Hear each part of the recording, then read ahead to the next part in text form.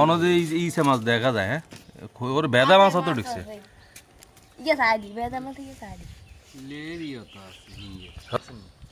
আন্তাতুন এই হিঙ্গেল এই যা হালাই দে ইসে মাছ অনেক তুই নিয়ে নিবি।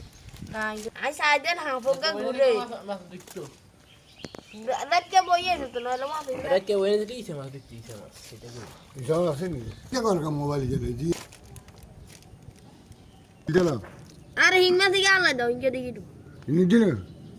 ওই বাউন্ডারি মে হ্যালো যা और लाइक के काम बाई दियो ये बिजनेस हाली दो हालबेनी ইয়ে এই ইসে মাছ এই দেখছিস কত বড় টরা টরা ইসে এখন।